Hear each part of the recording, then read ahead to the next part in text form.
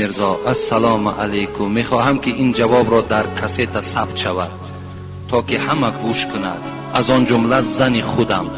زنم به من گفت لعنت بر پدر و مادرم که مرا به تو دادند، تو لایق من نیستی، تو شکل نداری، زیبا نیستی، با تو زندگیم تلخ است. داملا 1 سال زندگی داریم، تا حال معامله خوب را از این زن نمیبینم، لیکن از صحبتهای شما استفاده برده صبر دارم. چی میگوید حاجی محترم؟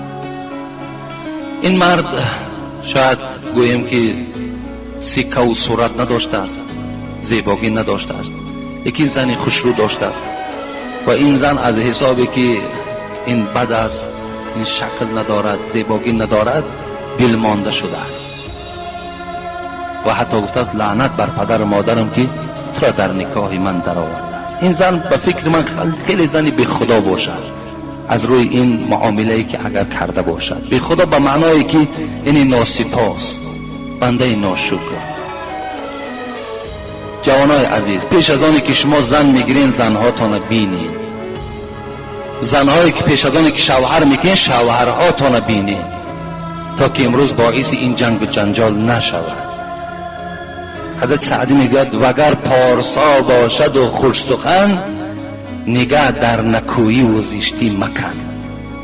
وگر پارسا باشد و خوش سخن، همین زنک خدا ترس باشد، زنک جای نماز داشته باشد، زنک معامله خوب داشته باشد، زنک تبسم و مرد داشته باشد، نگاه در نکویی و زشتی مکن. دیگر زیباگیش تماشا نکو گفتن، خوشروگی زن نکاب گفتن حضرت سعدی، زمانی که اگر پارسا خدا ترس باشه و خوش سخن باشد. در دوام چی گفتن؟ زنی خوشمنش خواه نه روی خوب، زنی خوشمنش خواه نه روی خوب، که آمیزگاری بپوشد عیوب. زنی خوب بکاو گفتن، زنی خوش معامله بکاو، زنی مسلمان بکاو، زنی خدا ترس بکاو، زنی زیبا نکاو گفتن. مرحمت زنی زیبا را معاملش، زیرا که آمیزگاری بپوشد عیوب. بگوید زیرا که آمیزگاری بپوشد عیوب، یعنی همه آن رفتارهای خوبه که وی دارد و شکلی بد دارد، همه عیبهاش میپوشاند. یک مرد میگوید، یک زنی میگوید بسیار شوهر بدرو داشت، بد شکل بود، هی صورت الله تبدیل میدهد آخر. بعدا میگوید خیلی زندگیشان دوام داد و بعد یک روز این مرد میگوید وقتی خانه می در آمدم پایهام می شست، وقتی نزد دسترخوان می نشستم دستهام می شست. این مرد دیگر روز مغرور شد و فکر کرد که خیلی البته شوهری زیبا و مثال خوش شکل هستم که این زن اینقدر مرا خدمت دارد. در اصل بسیار بدرو بود. میگوید صاحب کتاب حتی میگوید کوزه پشت بود، در پشتش مثل همون کوهان شتر یک گوشت زیادی دیگر داشت، میانش همین تا کوز بود، لیکن بسیار زنی صاحب جمال خوب داشت. با زنی صاحب جمال، با زنی صاحب جمالیش باز اسلام و ایمان و خدا ترسی داشت. میگوید بار این شوهر گفت ای زنک، گفت از همه دیده در دنیا کی را دوست می‌داری؟ فکر کرد که البته زن میگوید که تو را دوست می‌دارم. کی را دوست می‌داری؟ از همه دیده.